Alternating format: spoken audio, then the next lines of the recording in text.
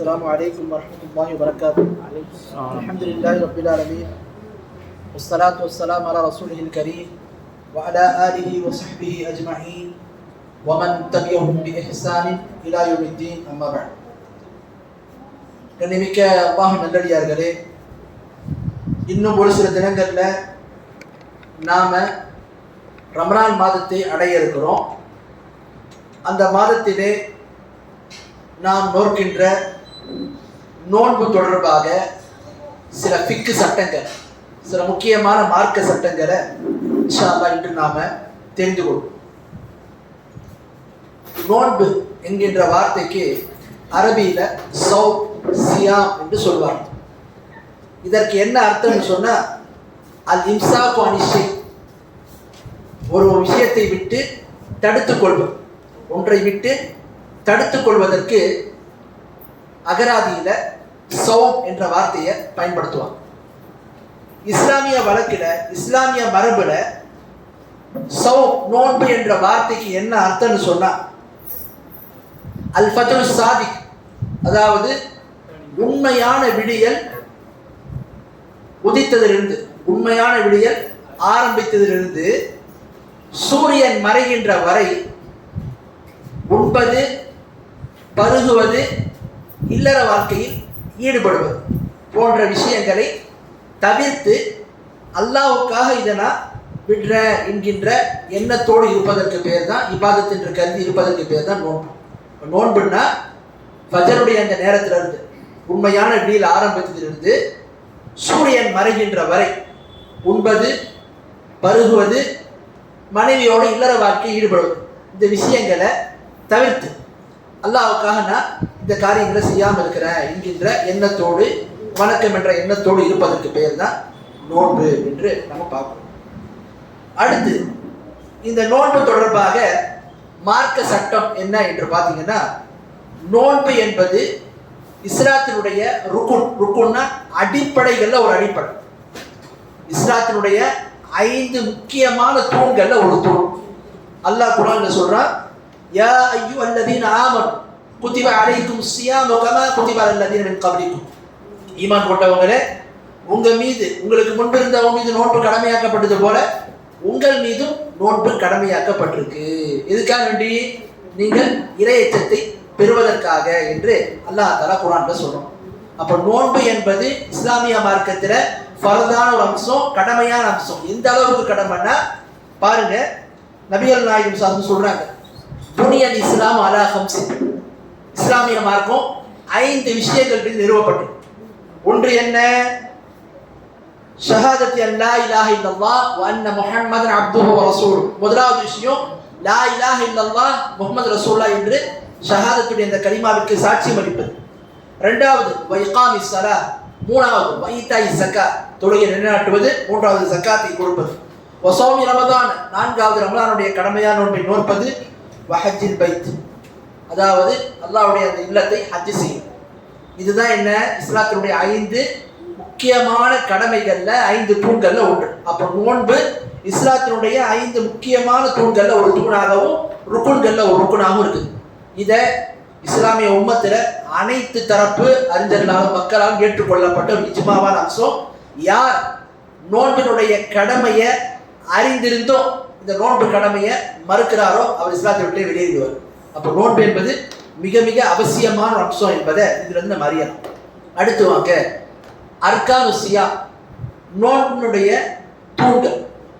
நோன்புக்கு 2 அடிப்படைகள் இருக்கு. ஒவ்வொரு நோன்பாலையும் இந்த அடிப்படை விஷயத்தில் ரொம்ப ரொம்ப கவனமா இருக்கும். என்ன அடிப்படை? முதலாவது அடிப்படை, யார் ஒருவர் நோன்பு நோக்கின்றாரோ அவர் 3 காரியங்கள், உண்பது, பருகுவது, இல்லற வாழ்க்கையில் ஈடுபடுவது, இந்த காரியங்களை அவசியமாக நோன்பு வைக்கக்கூடிய நிலையில் தெரிந்திருந்து செய்யக்கூடாது, அதை தவிர்க்க வேண்டும். அப்ப நோன்புடைய முதல் அடிப்படை உண்பது, பருகுவது, இல்லற வாழ்க்கை ஈடுபடுவது. இந்த காரியங்களை அவசியமாக தவிர்க்க வேண்டும். ஒருவர் அறிந்திருந்து இந்த காரியத்தை செய்யக்கூடாது. நோன்பு வைத்த நிலையில் ஒருவர் அறிந்திருந்த இந்த காரியத்தை செஞ்சார்னா அவருடைய நோன்பு முறிந்துவிடும். இது முதலாவது அடிப்படை. அல்லாஹ் குர்ஆன்ல சொல்றான், وكلوا واشربوا حتى يتبين لكم الخيط الابيض من الخيط الاسود من الفجر ثم اتموا الصيام الى الليل. உண்ணுங்கள் பருகுங்கள் எப்ப வரைக்கும்? கருப்பு நூலிலிருந்து வெள்ளை நூல் தெளிவாகின்ற வரை. என்ன அர்த்தம்? அந்த ஃபஜ்ருடைய அந்த உண்மையான விடியல் வந்து பாருங்க, அது வர்றதுக்கு முன்னாடி வரைக்கும் நீங்க உண்ணலாம் பருகலாம். எப்போ அந்த கருப்பு, அதாவது கருப்புனா இருள், அதுல இருந்து அந்த வெள்ளை நூல்னா என்ன? ஃபஜ்ரை சாதிக் என்று சொல்லக்கூடிய உண்மையான விடியல் எப்போ உங்களுக்கு தெரிஞ்சிடுமோ, வெளிச்சம் வந்துடுமோ, ஆரம்பமாயிடுமோ, அப்பவுமே நீங்க என்ன செய்யணும்? உண்பதை பருகுவதை நீங்க நிறுத்தி கொள்ள வேண்டும். எதுவரை நிறுத்தி கொள்ள வேண்டும்? சும்மா அத்திமுஸ்ஸியாம் இலல்லை, பிறகு நீங்கள் இரவு வரைன்னா சூரியன் மறைகின்ற வரை நீங்கள் இந்த காரியங்களை தவிர்த்து கொள்ள வேண்டும் என்று அல்லாஹ் தஆலா சொல்றான். ஆகவே நோன்பு நோக்கக்கூடியவங்க இந்த 3 காரியங்கள் அவசியமாக நோன்பு வைத்த நிலையில் தவிர்த்து கொள்ள வேண்டும். இது முதலாவது அடிப்படை. அடுத்து 2வது அடிப்படை என்னன்னு சொன்னா, நோன்பு நோற்பதற்கு 2வது அடிப்படை நியத். நியத்துன்னு சொன்னா மனதில் அந்த காரியத்தை உறுதிப்படுத்திக் கொள்வதற்கு தான் நியத்துன்னு சொல்லுவோம். நோன்பு நோக்கக்கூடியவர் இந்த ரமலானுடைய நோன்பை நான் நோக்கிறேன் என்ற எண்ணத்தை மனதில் உறுதிப்படுத்திக் கொள்ள வேண்டும். அந்த எண்ணம் மேலோங்கி உறுதிப்படுத்தி இருந்தால் மட்டும்தான் அவருடைய நோன்பு ஏற்கப்படும். ஒருவர் நியத்தே வைக்காம மனசுல எந்த ஒரு எண்ணமும் இல்லாம பசித்திருந்தார்னா அவருடைய நோன்பு ஏற்றுக்கொள்ளப்படாது. அப்போ நோன்புக்கான 2வது அடிப்படை, இந்த காரியங்களை தவிர்க்கக்கூடியவர் இதை செய்யும் போது அவர் என்ன செய்யணும்? அந்த இதை விடுகிறேன்ற எண்ணத்தோடு உறுதிப்படுத்திக் கொள்ள வேண்டும். பாருங்க, அல்லாஹ்வுடைய தூதர் ஸல்லல்லாஹு சொல்றாங்க, மன் லம் யபித்தி ஸியாம கப்ல அல்-ஃபஜ்ர் ஃபலா ஸியாம லஹு. திருமீதில வரக்கூடிய ஹதீஸ். யார் ஒருவர் ஃபஜருக்கு முன்பே நியத்தை வைக்கலையோ, இதோட தூங்குறாரு, ஃபஜருக்கு முன்பாலே நியத்தை வைக்கலையோ அவருக்கு நோன்பு இல்லைன்ட்டார். அப்போ கடமையான நோன்பை பொறுத்தவரை ரமலான் நோன்பு கடமையான நோன்பு. அப்போ இந்த கடமையான நோன்பை ஒருவர் நோற்பதாக இருந்தால் நியத்தை அவர் உறுதிப்படுத்திக் கொள்ள வேண்டும், நியத்தை வைக்க வேண்டும். நியத்தை எப்படி வைக்கணும் என்று பார்த்தீங்கன்னு சொன்னா, ஒருவர் நியத்தை இந்த மாதிரி வைக்கலாம். எப்படி? ரமலானுடைய அந்த பிறையை பார்த்துட்டாங்கன்ற தகவல் நமக்கு கிடைக்குது. இப்போ நம்ம என்ன செய்யறோம்? இந்த நோன்பு மாதம் முழுவதையும் நான் வைக்க போகின்றேன் என்ற எண்ணத்தை மனசுல உறுதிப்படுத்திக்கிட்டா போதுமானது. ஆனா அதுல சிறந்த அம்சம் என்ன? ஒவ்வொரு நாளும் நாளைக்கு நோன்பு வருதுன்னு சொன்னா இரவுல இருந்து அந்த ஃபஜ்ருடைய நேரத்துக்கு முன்னாடி நான் இன்னைக்கு நோன்பு வைக்க போறேன், நான் இன்னைக்கு நோன்பு வைக்க போறேன்ற மாதிரி அந்த எண்ணத்தை மீண்டும் மீண்டும் உறுதிப்படுத்திக் கொள்வது, எண்ணத்தை அந்த நியத்தை வைத்துக் கொள்வது மிக மிக சிறந்ததாகும். ஆகவே ஃபர்லுடைய நோன்புக்கு நியத் என்பது மிக மிக முக்கியமான அம்சம். இது நோன்பினுடைய ருக்குன்கள்ல அடிப்படைகள்ல ஒன்றாக இருக்கு. நஃபில் நோன்பை பொறுத்த வரைக்கும் பார்த்தீங்கன்னு சொன்னா, ஒருவர் நஃபில் நோன்பை வைக்கிறதுக்கு ஃபஜருக்கு முன்னாடியே நியத்து வைக்கணுன்றது கட்டாயம் கிடையாது. ஏன் அப்படின்னு நீங்க பார்த்தீங்கன்னா, ஃபர்லு நோன்புக்கும் நஃபில் நோன்புக்கும் உள்ள வித்தியாசம். நஃபில் நோம்புனா என்ன? இன்னும் திங்கக்கிழமை வைக்கிறோம், வியாழக்கிழமை வைக்கிறோம், இந்த மாதிரி நோம்புனா நஃபில் நோம்பு. இந்த நோன்பை பொறுத்த வரைக்கும் நீங்க பார்த்தீங்கன்னு சொன்னா, இந்த நோன்புக்கு நீங்கள் ஃபஜருக்கு முன்னாடியே நியத்து வைத்துக்கலாம், நல்லது. ஒருவர் நியத்து வைக்காம இருந்துட்டார், எதுவுமே சாப்பிடாம இருக்கிறார், எதையும் பருகாம இருக்கிறார், இல்லற வாழ்க்கை ஈடுபடாம இருக்கிறார், அவர் என்ன பண்றாரு? சூரியன் உச்சி அடையறதுக்கு முன்னாடி நான் இவ்வளவு நாள் சாப்பிடாம இருந்துட்டேன், எதையும் குடிக்காம இருந்துட்டேன், இப்போ நான் கொஞ்ச நேரம் தான் இருக்குது சூரியன் மறையறதுக்கு, நான் நோன்பு வச்சுக்கிறேன் அப்படின்ற மாதிரி நியத்து வைக்கிறதா வச்சுக்கிறேன். இது நஃபிலா நோன்புக்கு. ஆனால் கடமையா நோன்பை பொறுத்த வரைக்கும் ஃபஜருக்கு முன்னாடியே நியத்தை வைத்துக் கொள்ள வேண்டும். உதாரணத்துக்கு ஒருத்தர் என்ன பண்றாரு? அவர் நோன்பு வைக்கிற எந்த எண்ணமும் இல்லாம இரவோட படுக்க போறார். ரமலானுடைய நோன்பு வைக்கதான் வைக்கிறாரு, அவர் எந்த எண்ணமும் இல்லாம படுக்கிறார். திடீர்னு ஃபஜருடைய பாங்குக்கு அப்புறம் தான் எழுந்திருக்கிறார். ஃபஜருடைய வக்து வந்துச்சு, நல்லா தெரிஞ்சு போச்சு, இதுக்கப்புறம் எதாவது சாப்பிட முடியாது. இந்த மாதிரி நிலையில அவர் நோன்பு நோக்க போறாருன்னா அந்த நோன்பு ஏற்கப்படாது. ஏன்? நியத்தை அவர் உறுதிப்படுத்தவில்லை. அப்போ நியத் என்பது மிக மிக அவசியம். அந்த நியத்தை ஃபஜருடைய நேரத்துக்கு முன்பே நான் வைத்துக்கொள்ள உறுதிப்படுத்திக் கொள்ள வேண்டும் அப்படின்றத பார்க்கணும். அடுத்து வாங்க, நோன்பு தொடர்பான சிறப்புகளை நிறைய சிறப்பு பார்க்கலாம். அதை ஒரு விஷயத்தை பற்றி நான் சொல்றேன். அல்லாஹ்வுடைய தூதர் ஸல்லல்லாஹு சொல்றாங்க, மன் ஸாம ரமதான் ஈமான் வ இஹ்திஸாபன் குஃபிர லஹு மா தகத்தம மின் தம்பிஹி. புகாரி முஸ்லிம் போன்ற கிரந்தங்கள் வரக்கூடிய ஹதீஸ். யார் ஒருவர் ரமலானுடைய நோன்பை ஈமான் கொண்டவராகும், நன்மையை எதிர்பார்த்தவராகவும் நோற்பாரோ அவர் முன் செய்த பாவங்கள் மன்னிக்கப்படும். இன்னொரு ஹதீஸ் சொல்றாங்க, மன் காம ரமதான் ஈமான் இஹ்திஸாபன் குஃபிர லஹு மா தகத்தம மின் தம்பிஹி. யார் ஒருவர் ரமலானுடைய அந்த மாதத்தில் இரவு நேரத்தில் ஸலாத்துல் லைல், கியாமுல் லைல், ஸலாத்து தராவின்னு சொல்லக்கூடிய அந்த இரவு தொழுகையை, தராவியா தொழுகையை நிலைநாட்டுவாரோ தொழுவாரோ அவருடைய ஈமானோடவும் நன்மை எதிர்பார்த்து நிலைநாட்டினாலும் சொன்னா அவருடைய முன் செய்த பாவங்கள் மன்னிக்கப்படும். அப்ப ஈமானோட நோன்பு வைக்கிறது, ஈமானோட கேமல் தொழுவது அப்படின்னா என்ன அர்த்தம் என்று பார்த்தீங்கன்னா இதை நம்ம விளங்கணும். என்ன, அல்லாஹ் நோன்பை கடமையாக்கி இருக்கிறான். எனவே இந்த நோன்பை நாம நோக்கும் போது அல்லாஹ் நம் மீது கடமையாக்கி இருக்கிறான்ற எண்ணத்தோடு நோக்க வேண்டும். இதுதான் நம்பிக்கைன்னு அர்த்தம். அடுத்து என்ன, இதை நம்ம செய்யும் போது மனமு வந்து செய்யும். அதை விட்டுட்டு வெயில் காலத்தில் நோன்பு வந்துருச்சு, கஷ்டமான விஷயம் இல்லை, இந்த நோன்பு எப்போ முடியுமோ தெரியலையே என்கின்ற மாதிரி அதை ஒரு சுமையாகவோ பாரமாகவோ பார்க்கக்கூடாது. அப்ப நம்பிக்கையோட ஈமான் நோன்பு வைக்கிறதுனா நோன்பை அல்லாஹ் நம் மீது விதியாக்கி இதை மனமோதி ஏற்றுக்கொள்ள வேண்டும். அதை மகிழ்ச்சியாக அந்த இபாதத்தை செய்ய வேண்டும். அதுல எந்த விதமான ஒரு வெறுப்போ அல்லது அல்லாஹ் நம் மீது இப்படி ஒரு சுமையை விதிச்சுட்டானே என்கின்ற மாதிரி ஒரு தவறான எண்ணமோ ஒரு போது இருக்கக்கூடாது. அப்ப ஈமானோட இதுதான். நன்மை எதிர்பார்த்துனா என்ன, அதுலையும் பார்க்கணும். அல்லாஹ்விடத்துல இதற்கான நன்மை எதிர்பார்த்து ஒருத்தர் நோக்க வேண்டும். ஏதோ வளமையா நோக்கிறோம் அது மாதிரி நோக்கிட்டு போறோம் அப்படின்ற மாதிரிலாம் எண்ணம் இல்லாம இந்த நோன்பு நோக்கக்கூடியவங்க அல்லாஹ் சொன்ன இபாதத்தை செய்கிறோம், இது அல்லாஹ் நமக்கு சிறந்த கூடிய தருவான் என்கின்ற ஒரு நல்ல எண்ணத்தோடும் நன்மையை தருவான் ஒரு எதிர்பார்ப்போடும் அல்லாஹ் நம்மளை பொருத்தி கொள்வான்கின்ற எண்ணத்தோடு என்ன செய்யணும், நாம நோன்பை நோக்க வேண்டும். இப்படி நம்ம செஞ்சோன்னு சொன்னா நம்முடைய முன்பாவங்கள் மன்னிக்கப்படும். அப்ப எங்கெல்லாம் குர்ஆன் ஹதீஸ்ல நன்மைகளை செய்தால் முன் செய்த பாவங்கள் மன்னிக்கப்படும், முன் செய்த பாவங்கள் மன்னிக்கப்படும் வருதோ அது எல்லாம் எதை குறிக்கும், சிறிய பாவங்களை குறிக்கும். ஏன் என்று பார்த்தீங்கன்னா பெரிய பாவங்களை பொறுத்த வரைக்கும் மார்க்கம் நமக்கு சொல்லுது, பெரும்பாவங்களை ஒருவர் செய்துட்டாருன்னு சொன்னா அதற்கு தௌபா ஷர்த் நிபந்தனையாக இருக்கு. தௌபா அவசியம் செய்யும். தௌபா செய்யாம மரணிச்சுட்டாருன்னா சிறுக்கல்லாத பாவமா இருந்தா அல்லாஹ்வுடைய மஷியத்தை பொறுத்து இருக்கு, அல்லாஹ்வுடைய நாட்டத்தை பொறுத்து இருக்கு. அல்லாஹ் நாட்டா மன்னிப்பான். அப்படி இல்லையா அவர் செய்த குற்றத்திற்கான தண்டனை அனுபவிப்பதற்கு நரகத்துக்கு போவார். அனுபவிச்சுதான் அதுக்கு வெளியே வருவார். அப்போ இதை நாம விளங்கிக் கொள்ள வேண்டும். அடுத்தவாக நோன்பிற்கான நிபந்தனைகள், ரமலான் நோன்பு நோற்பதற்கான நிபந்தனைகள் என்ன அப்படின்றத பத்தி பார்ப்போம். முதலாவது நிபந்தனை என்ன நிபந்தனை, யார் ஒருவர் ரமலான் நோன்பை நோக்கின்றாரோ அவர் என்னவா இருக்கணும், முஸ்லீமாக இருக்க வேண்டும். இஸ்லாமிய மார்க்கத்தை பொறுத்த வரைக்கும் ரமலானுடைய நோன்பை யார் நோக்கின்றாரோ அவர் முஸ்லீமாக இருக்க வேண்டும். முஸ்லீம் அல்லாதவங்க மீது இஸ்லாத்தில் சுமத்தப்பட்ட அடிப்படையான கடமைகள் காஃபிர்கள் மீது கடமை. மறுமை நாள்ல அல்லாஹ் சில பேரை சக்கர் என்ற நரகத்தில் எரியும். அப்போ அவங்ககிட்ட கேட்பான், ஏன் என்ன காரணத்துக்காக சக்கர் நரகத்தை எரியப்பட்டிருக்கீங்கன்னு சொர்க்கவாசிகளோட கேட்பாங்க. அதுக்கு அவங்க என்ன சொல்லுவாங்க, காலு லம் நகு மினல் முஸல்லீன் வலம் நகு நுத்இமுல் மிஸ்கீன் வகுன்னா நகூது மஅல் காயிதீன் வகுன்னா நுகذிபு பியௌமித்தீன். அவங்க சொல்லுவாங்க, நாங்க தொழக்கூடியவங்களா இல்லை, நாங்கள் தொழக்கூடியவங்களா இல்லை. ஏன் இந்த நரகத்துக்கு வந்தீங்க, சக்கரன்ற நரகத்துல நாங்கள் தொழக்கூடியவங்களா இல்லை, நாங்க ஏழைகளுக்கு உணவு என்ன செய்யல, கொடுக்கல, வீரர்களோட உட்கார்ந்துட்டு இருந்தோம், மேலும் கியாமத்து நாளை நாங்கள் பொய்ப்பித்தோம் என்று சொல்லுவாங்க. இப்போ இவங்களாம் யாரு, காஃபிர்கள். ஒரு முஸ்லீமா இருக்கிறாருன்னா கியாமத்து நாள்லாம் பொய்ப்பிக்க மாட்டார், தொழுவாம இருக்கலாம், அதாவது தொழுவாம இந்த மாதிரி இருப்பாங்க. ஆனா ஒருவர் முஸ்லீமாக இருந்து கூட கியாமத்து நாள் நிராகரிக்க முடியாது. கியாமத்து நாள் நிராகரிச்சா இஸ்லாம் எடுத்துட்டு வெளியே போயிடுவார். அப்போ காஃபிர்களுக்கும் அல்லாஹ் தஆலா மார்க்க கடமைகளை சுமத்துறான் அப்படின்றத பார்க்கணும். ஆனா என்ன, சுமத்தப்பட்டால் அவங்க செய்தா ஏற்றுக்கொள்ளப்படுமா, ஏற்றுக்கொள்ளப்படாது. எப்ப ஏற்றுக்கொள்ளப்படும், அமல்கள் ஏற்றுக்கொள்ளப்படுறதுக்கு ஈமான் ஷர்த், ஈமான் நிபந்தனை. ஈமான் சரியா இருந்தா தான் அமல்கள் ஏற்றுக்கொள்ளப்படும். அப்போ முதல் நிபந்தனை, நோன்புக்கான முதல் நிபந்தனை, அது செய்யக்கூடியவர் முஸ்லீமாக இருக்க வேண்டும்.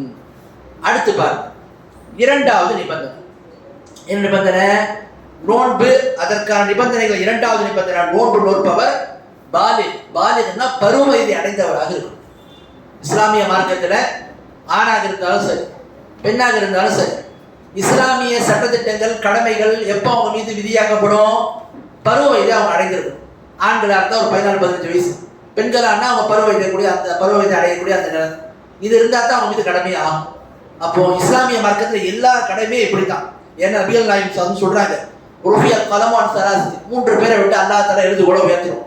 அதுல ஒரு யாரு, அனிஸ்ஸகீர், சிறுவர், அந்த பெரியவர் ஆகிற வரைக்கும், பருவ வயதை அடைகின்ற வரைக்கும் ரசூலுல்லாஹ் சொன்னார். அப்போ இஸ்லாமிய மார்க்கத்தினுடைய கடமைகள்லாம் எப்போ கடமையாக ஒருத்தர் மீது, பருவ வயதை அடைந்தார். இப்போ பருவ வயதை அடையறதுக்கு முன்னாடி இஸ்லாம் இந்த பயிற்சியை தர சொல்லுது. குழந்தைகளுக்கு சிறு வயதிலிருந்தே இந்த பயிற்சியை தர சொல்லுது அப்படின்றத பார்க்கணும். அடுத்து பாருங்க, மூணாவது நிபந்தனை, நோன்பு யார் மீது கடமையாகும், அதற்கான நிபந்தனை என்ன என்று பார்த்தீங்கன்னா அக்கல், அதாவது அவருடைய அறிவு சீராக இருக்கும், புத்தி வேலை செய்யும். புத்தி சுவாதீனம் இல்லாதவங்க, மனநலம் பாதிக்கப்பட்டவங்க, இவங்க மீது மார்க்க கடமைகள் இல்லை. ஏன்? அவங்க எந்த ஒரு அமலை இப்போ வந்து ஒரு மனநலம் பாதிக்கப்பட்ட தொழு வந்தான்னா அவன் நீயத்தும் வைக்க மாட்டான், எதை ஓதணும் எதை செய்யணும் ஒன்றும் தெரியாது, முடிஞ்சு வந்து போயிட்டே இருப்பாங்க. அல்லாஹ் இப்போ அப்படிப்பட்ட மக்கள் மீது என்ன செய்ய மாட்டான், குற்றம் பிடிக்க மாட்டான். அப்போ அவங்க சரியாக அந்த அமலை செய்யாதனால அந்த அமலை ஏற்றுக்கொள்ளப்படாது. அப்போ இதை நம்ம விளங்கிக் கொள்ள வேண்டும். இஸ்லாமிய மார்க்கத்தில் ரசூலா சொன்னாங்க, எழுத்துக்கோள் 3 பேர் விட்டு உயர்த்தப்படும். அதில் ஒரு யாரு? மனநலம் பாதிக்கப்பட்டவன் தெளிவை அடைகின்ற வரை ரசூலா சொன்னாங்க. அப்போ யார் ஒருவருக்கு அறிவு சரியா இருக்குதோ, புத்தி சீரா இருக்குதோ, அப்படிப்பட்டவர் மீது நோன்பு கடமையாகும். அடுத்து பாருங்க, 4வது நோன்பு யார் மீது கடமை என்று பார்த்தீங்கன்னா அஸ்ஸிஹா. அஸ்ஸிஹன்னா உடல் ஆரோக்கியத்தோடு. யார் ஒருவர் நோன்பு வைக்கிறாரோ அது எப்போ அவர் மீது நோன்பு கடமையாகும்? உடல் ஆரோக்கியத்தோடு, அப்பதான் நோன்பு கடமையாகும். ஒருவர் உடல் ஆரோக்கியம் இல்லாமல் இருக்கிறார், நோய்வாய்ப்பட்டிருக்கிறார், நோன்பு வைக்க முடியல அப்படின்னா அல்லாஹ் அந்த கடமையில அவங்களுக்கு சலுகை அளிக்கிறான். அப்படின்றது நம்ம பார்க்கிறோம். பாருங்க, அல்லாஹ் தஆலா குர்ஆன்ல சொல்றான், 2வது அத்தியாயத்துல 185வது வசனம், وَمَنْ كَانَ مَرِيضًا أَوْ عَلَى سَفَرٍ فَعِدَّةٌ مِنْ أَيَّامٍ أُخَرَ. அல்லாஹ் தஆலா இந்த வசனத்துல சொல்றான், யாரேனும் நோயாளியாகவோ அல்லது பிரயாணத்தில் இருந்தால் அவர்கள் வேறு நாளை கணக்கிட்டு என்ன செய்யணும், அதை கதா செய்ய வேண்டும், நிறைவேற்ற வேண்டும் அல்லாஹ் தஆலா சொல்றான். அப்போ நோன்பை பொறுத்த வரைக்கும் ஒருவர் நோயாளியாக இருந்தால் அவர் மீது கடமை நோன்பு, அது சலுகை அளிக்கப்படும். அந்த நோன்பு அந்த இறந்தவர் குணமாகிற வரைக்கும் அவருக்கு என்ன அவகாசம் கொடுக்கப்படும். யார் ஒருவர் ஆரோக்கியமானவராக இருக்கிறாரோ அவர் மீது நோன்பு கடமையாகிவிடும். இது 4வது அம்சம். அடுத்து 5வது நிபந்தனை, நோன்பு யார் மீது கடமைன்னு சொன்னா அல் இகாமா. அல் இகாமான்னா ஊரில் தங்கியிருப்பவர் மீது நோன்பு கடமை. ஒருத்தர் ஊர்ல தங்கி இருக்கிறாருன்னா அவர் மீது நோன்பு கடமையாகும். ஏன்னா அல்லாஹ் முன்னாடி வாசித்த அந்த வசனத்தை கூட நல்லா சொல்றான், ஒமன் கான மரீதன் அவாலா சஃபரின் ஃபைத்தத்து மின் அய்யாமின் உகர். யார் நோயாளியாகவோ பிரயாணியாகவோ இருந்தால் அவங்க வேறு நாளில் கணக்கிட்டு நோன்பு நோக்க வேண்டும். அப்போ ஒருத்தர் வந்து பிரயாணியா இருக்கிறாரு, பயணத்தில் இருக்கிறாரு, அவசியமான பயணமா இருக்கு, அல்லது அவருடைய வாழ்வாதாரம் சம்பந்தப்பட்ட ஒரு பொருளாதாரத்தை திரட்டுவதற்கான ஒரு பயணமா இருக்குது, இப்படி அவசியமான பயணம் அல்ல அதுவும் அனுமதிக்கப்பட்ட பயணத்துல அவரோட சொந்தக்காரங்களே ஒரு அவசியமான நிமித்தமா பார்க்க போறாரு, இது மாதிரி பயணங்களை பொறுத்த வரைக்கும் அவர் என்ன செய்வாரு, அவசியமா அந்த மாதிரி பயணங்களை போறாருன்னா அவர் நோன்பை விடுவதற்கு அனுமதி இருக்கு. அப்போ இஸ்லாமிய மார்க்கத்துல நோன்பை பொறுத்த வரைக்கும் பார்த்தீங்கன்னு சொன்னா ஊரில் தங்கியிருப்பவர்கள் மீது நோன்பு கடமையாகிடும். அடுத்து 6வது நிபந்தனை, நோன்பு யார் மீது கடமையாகும் சொன்னா குறிப்பா பெண்களுக்குள்ள சட்டம். எந்த பெண்கள் ஹைது மற்றும் நிஃபாஸ்ன்னு சொல்லக்கூடிய அந்த இதை விட்டு சுத்தமா இருக்கிறாங்களோ அப்படிப்பட்ட ஒவ்வொரு பெண்கள் மீதும் நோன்பு நோற்பது கடமையாகும் பார்க்கணும். அப்ப நோன்பு நோற்பதற்கு மார்க்கும் 6 நிபந்தனைகளை சொல்லுது. 1, முஸ்லீமாக இருக்க வேண்டும். 2வது பாலிகாக இருக்க வேண்டும், பருவ வயதை அடைந்திருக்க வேண்டும். 3வது அக்கல் புத்தியுள்ளவராக இருக்க வேண்டும். 4வது ஆரோக்கியம் உள்ளவராக இருக்கணும். 5வது ஊரில் தங்கியிருப்பவராக இருக்கணும். 6வது பெண்கள் குறிப்பாக அவர்கள் ஹைது மற்றும் நிஃபாஸை விட்டு சுத்தமானவர்கள். இப்படி ஒரு நிலை இருக்கு சொன்னா அப்படிப்பட்ட ஒவ்வொருத்தவங்க மீது நோன்பு கடமையாகிவிடும் என்பதை நாம அறியணும். அடுத்து வாங்க, நான் ஏற்கனவே உங்களுக்கு தெரியப்படுத்தினா நியத்துடைய நேரம். நாம எப்ப நியத்தை வைக்கணும், எப்ப மனசுல அதை உறுதிப்படுத்திக் கொள்ள வேண்டும். கடமையான நோன்பை பொறுத்த வரைக்கும் ஃபஜருக்கு முன்பே அவசியமாக நியத்தை உறுதிப்படுத்திக் கொள்ள வேண்டும். அப்படி உறுதிப்படுத்தாம ஒருத்தர் நோன்பை வச்சாலும் நோன்பு ஏற்றுக்கொள்ளப்படாது. நஃபிலான நோன்பை பொறுத்த வரைக்கும் ஃபஜருடைய நேரம் கடந்து எதையும் சாப்பிடாமல் இருந்தாலும் ஜவால்னு சொல்லக்கூடிய சூரியன் உச்சடையத்துக்கு முன்னாடி வரைக்கும் அவர் எதையுமே சாப்பிடாம இருந்தாருன்னா அதுக்கப்புறம் என்ன செய்யற நியத்தை வச்சுட்டு கண்டினியூ பண்ணலாம் அப்படின்றத நான் முன்னாடியே உங்களுக்கு தெரியப்படுத்தினா. இதுல மிக சிறந்த அம்சம், கடமையான நோன்பை பொறுத்த வரைக்கும் ஒவ்வொரு அந்த இரவுலையும் நாளை நோன்பு வைப்பதற்கு, அதாவது நாம படுக்க போறோம், ஃபஜ்ர் என்ன செய்ய போறோம், நோன்பு நோக்க போற எண்ணத்தை உறுதிப்படுத்திக் கொள்வது மிக சிறந்தது. ஒருவர் அந்த நோன்பு மாதம் ஆரம்பிக்கும் போது என்ன பண்ணிட்டாரு, இந்த வருடம் இந்த மாதம் முழுவதும் நான் நோன்பு நோற்பேன்ற மாதிரி நியத்தை வச்சாலும் போதுமானது. ஆனா முஸ்தஹபான அம்சம் ஒவ்வொரு நோன்புக்கும் நியத்தை புதுப்பித்துக் கொள்வது மிக சிறந்ததாகும் அப்படின்னு நான் பார்க்கணும். அடுத்து வாங்க, நோன்பை ரமலானுடைய நோன்பை விடுவதற்கு சலுகை அளிக்கப்பட்டவங்க யார் யார் மீது கடமை என்ன நிபந்தனை பார்த்தோம். இப்போ யார் யாருக்கு சலுகை அளிக்கப்பட்டிருக்கு, யாரெல்லாம் நோன்பை விடலாம் அப்படிங்க பார்த்தீங்கன்னா, முதலாவது நபர் யாரு, முதல் மற்றும் 2 பேர் சேர்த்துக்கலாம். யாரு, 1 நோயாளி, 2வது வயோதிக நிலையில உள்ளவங்க. இப்படிப்பட்டவங்க என்ன செய்யலாம், நோன்பை விடலாம் அப்படின்னு பார்க்கணும். இப்போ நோய் என்பதை பொறுத்த வரைக்கும் பார்த்தீங்கன்னா நோயை நம்ம 2 வகையாக பிரிக்கிறோம். ஒரு நோய் என்ன? தீரக்கூடிய நோய். ஒருவருக்கு காய்ச்சல் வந்தது, உடம்பு முடியல, அவரால் நோய் வைக்க முடியல, நோய் விடலாம். இது தீரக்கூடிய நோய். எப்போ அவர் வந்து சுகமாயிடுறாரோ அப்போ வந்து என்ன செய்வார்? விடுபட்ட நோன்பை அவர் கணக்கிட்டு நோட்டுக்கொள்வார். இது தீரக்கூடிய நோய். தீராத நோய்னு சில நோய் இருக்கு. சில பேருக்கு கேன்சர் இருக்கும், அதிகப்படியான சுகர் இருக்கும், அல்லது வந்து வேற ஏதாவது காசு நோய் இருக்கும். ஏதாவது அந்த நோயினால அவங்களுடைய உடல் பாதிக்கப்பட்டு அதிலிருந்து நிவாரணம் பெறுவதற்கான வாய்ப்பே என்ற மாதிரி இருக்கும்.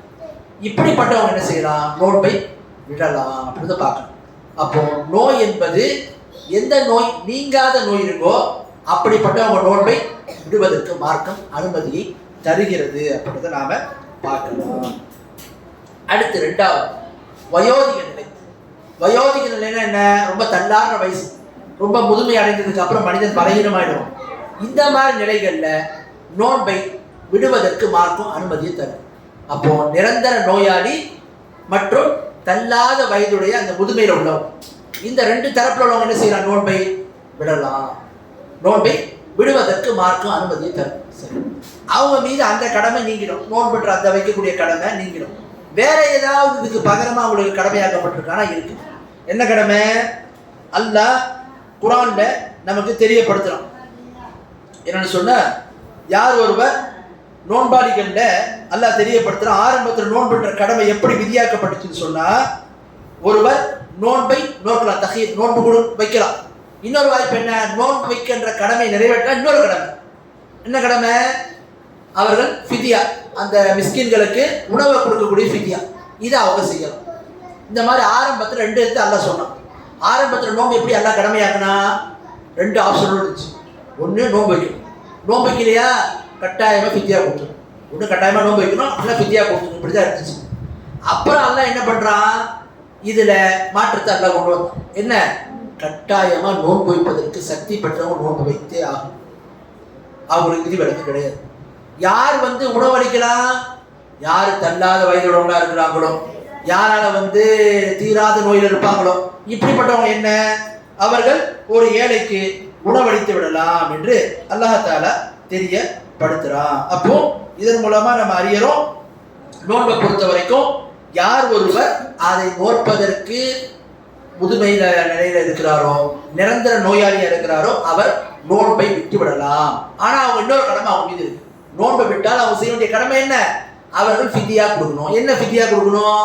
ஹதீஸ்ல வந்து நிஸ்புசா, நிஸ்புசா உணவு தரணும். நிஸ்புசான்னு சொன்னா நம்ம இன்னைக்கு அளவிடக்கூடியதுல 1.25 கிலோ, 1.25 கிலோ அளவுக்கு அரிசியோ கோதுமையோ பேரிச்சம்பழமோ இதை நம்ம என்ன செய்யணும்?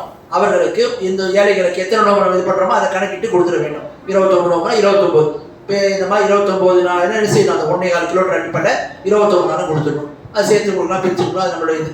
அதே மாதிரி யார் ஒருவர் நோன்பை வந்து வயதான நிலையில் இருக்கிறாங்களோ, முதுமையில் இருக்கிறாங்களோ, நிரந்தர நோயாளி இருக்காங்களோ, அவங்க என்ன செய்ய அந்த மாதிரி வித்யாவை கொடுத்து விட்டால் அவங்களுக்கு அந்த கடமை நீங்கிடும் அப்படின்றத நாம பார்க்கிறோம். ஆகவே இவ்வாறு நோன்பை விடுவதற்கு சலுகை அளிக்கப்பட்டவங்க முதல் தரப்பு நிரந்தரமா சலுகை அளிக்கப்பட்டவங்க. அடுத்து பாருங்க, ரெண்டாவது சிலருக்கு சலுகை அளிக்கப்பட்டது. அவங்க யாரு? நோயாளி. ஒருத்தர் நோய் வந்துச்சு, ஒரு 3-4 நாள் உடம்பு சரியில்லாம இருந்தார், அல்லது ஏதாவது ஒரு உடல்நிலை பாதிக்கப்பட்டுச்சு, நோன்பு வைக்க முடியலன்ற நிலையில இருக்கிறாருன்னா அவர் எத்தனை நாள் பாதிக்கப்பட்டாரோ அத்தனை நாள் நோன்பு விட்டுருவார். விட்டுட்டு அவர் மறுபடியும் பூர்ண குணம் அடைந்ததுக்கு அப்புறம் என்ன செய்வாரு? விடுபட்ட நோன்பை வைத்துக் கொள்ள வேண்டும். ஏன் அல்லாஹ் குர்ஆன்ல சொல்றான், வமன் கான மின்கும் மரீதன் அவ் அலா ஸஃபரின் ஃபஇத்தத்து மின் அய்யாமின் உஃபர். உங்கள யார் நோயாளியாகவோ அல்லது பிரயாணத்திலே இருந்தால் வேறு நாள்ல கணக்கிட்டு அவர் அதை நோட்டுக் கொள்வார்னு அல்லாஹ் சொல்றான். அப்போ ஒரு மனிதர் வந்து நோயா இருந்தார், இந்த ரமலான் வருது, ஒரு 3-4 நாள்னா நோன்பு வைக்க முடியல, அந்த நோன்பு என்ன செய்வார்? நல்லா குணமானதுக்கு அப்புறம் கணக்கிட்டு வைத்துக் கொள்வார் அப்படின்றத நாம பார்க்கிறோம். அப்போ தற்காலிகமான நோயில உள்ளவங்க அவங்களுக்கு சலுகை அளிக்கப்பட்டுச்சு சொன்னா அவர்கள் நிவாரணம் பெற்றதுக்கு அப்புறம் விடுபட்ட நோன்பை வைத்துக் கொள்ள வேண்டும். இது ஒரு இது. அடுத்து பாருங்க, தற்காலிகமா நோன்பை விடுவதற்கு சலுகை அளிக்கப்பட்டவங்க அவங்க யாரு? பிரயாணிகள், பயணத்தில் இருக்கிறவங்க. ஒருவர் எந்த அவசிய தேவையா இருக்கலாம், அல்லது அனுமதிக்கப்பட்ட பயணமா இருக்கலாம், வியாபார நிமித்தமான பயணமா இருக்கலாம், ஏதோ அவங்களுக்கு ஒரு தேவை இருக்கு, பாவம் அல்லாத ஒரு பயணமா இருக்குன்னு சொன்னா. பாவம்னா என்ன? ஒரு தவறை செய்வதற்காக போறாரு. அப்படி இல்லை, இந்த கடமையான நோன்பு வந்து இந்த மாசம் வந்துடுச்சு வெயில்ல, இந்த காலத்துல என்ன செய்யலாம்? நம்ம எங்கேயாவது பிரயாணத்துக்கு போயிட்டு கூலிங் டைம்ல அதை வச்சுக்கலாம் கூட சில பேர் பண்ணுவாங்க. அந்த மாதிரிலாம் இல்லை. யார் ஒருவர் அனுமதிக்கப்பட்டவோ அல்லது ஒரு அவசியமான பிரயாணத்துக்கு போறாருன்னா அவர் நோன்பை விடலாம். நோன்பை விடுறதுக்கு அனுமதி இருக்கு, விட்டுதான் வேண்டது கட்டாயம் இல்லை. யார் ஒரு பிரயாணத்துல போனாலும் அவருக்கு உடல் வலிமை இருக்குது, நோன்பு நோக்க முடியும்னா நோன்பு நோக்கலாம்.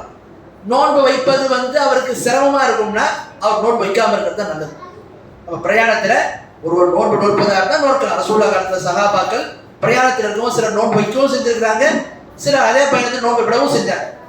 அப்போ யாரால் வைக்க முடியுமோ வைக்கலாம், வைக்க முடியாதவங்களுக்கு சலுகை கொடுக்கப்பட்டிருக்கு அப்படின்றத நாம பார்க்கிறோம். ஆகவே பிரயாணிகளுக்கும் இவ்வாறு சலுகை அளிக்கப்பட்டிருக்கு அப்படின்றத நாம பார்க்கிறோம். அடுத்து பாருங்க, நோன்பை விடுவதற்கு தற்காலிகமாக சலுகை அளிக்கப்பட்டவங்க யாரு? பெண்கள்ல குறிப்பா ஹைத், நிஃபாஸ், மாதவிடாய் மற்றும் பிரசவத்தில் உள்ள பெண்கள். அவங்க என்ன செய்வாங்கன்னு சொன்னா, அந்த பாதிப்பு இருக்கிற வரைக்கும், அது சுத்தமாகிற வரைக்கும் அவர்கள் நோன்பை விட்டு விடுவார்கள். விட்டுட்டு எப்ப அவங்க சுத்தமாகறாங்களோ அப்பதான் மறுபடியும் என்ன செய்யலாம், அந்த விடுபட்ட நோன்பை அவர்கள் கணக்கிட்டு நோற்றுக்கொள்ள வேண்டும். இது சொன்ன ஹதீஸை பாருங்க, புகார் வரக்கூடிய ஹதீஸ். நபிகள் நாயகம் சொல்றாங்க, அலை செய்தா ஹாத் லம் துஸல்லி வலம் தஸும் ஃபலிதாலிக மின் இஹ்சானி தீனிஹா. ரசூலுல்லாஹ் சொல்றாங்க, ஒரு பெண் அந்த ஹைது ஏற்பட்டா அவள் தொழுவதில்லை, நோன்பு நோற்பதில்லை, இதுதான் அந்த பெண்ணிடத்தில் இருக்கக்கூடிய மார்க்க ரீதியான குறைபாடு என்று ரசூலுல்லாஹ் சொன்னாங்க. இந்த ஹதீஸ் புகாரில வருது அப்படின்னு பார்க்கணும். அடுத்து ஆயிஷா சொல்றாங்க, சஹீஹ் முஸ்லிம் வரக்கூடிய ஹதீஸ், நாங்கள் நோன்பை கதா செய்வதற்கு, கதான விடுபட்ட நோன்பை மீண்டும் வைப்பதற்கு நாங்கள் கட்டளையிடப்பட்டோம், ஆனால் தொழுகையை கதா செய்யறதுக்கு நாங்கள் கட்டளையிடப்படல. பெண்கள் அந்த நேரத்துல தொழாம இருப்பாங்க, நோன்பு வைப்பாம இருப்பாங்க. நோன்பை கதா செய்யணும், மீண்டும் வைக்கணும், தொழுகையை கதா செய்ய வேண்டியது நோன்பு அது மாதிரி சூழல் கட்டளை இடல அப்படின்றத நாம பார்க்கணும்.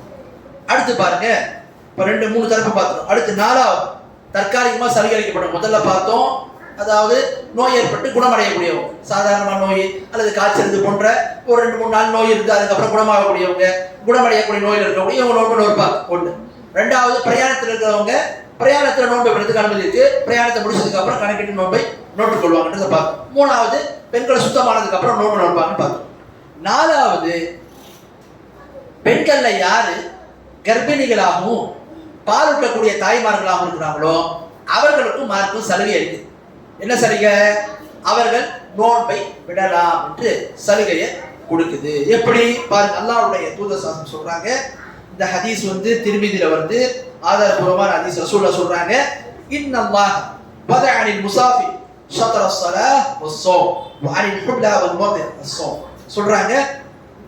அல்லாஹ்வுடைய தூதர் சாசனம் சொல்றாங்க, அல்லாஹ் தஆலா முஸாஃபிர்னா பயணிக்கு தொழுகையை சுருக்கிக் கொள்வதற்கும், தொழுகையை சுருக்கி தொழுவதற்கும் நோன்பை விடுவதற்கும் அல்லாஹ் சலுகை அளித்துள்ளார். அனில் ஹுப்லா, ஹுப்லானா கர்ப்பிணிகளுக்கும், முர்தின்னு சொன்னா பெண்கள்ல யார் பாலூட்டக்கூடிய தாய்மார்கள் இருக்கணும் அவங்க நோன்பை விடுவதற்கும் சலுகை அளித்துள்ளார். இந்த ஹதீஸ் நமக்கு என்ன விளக்குது?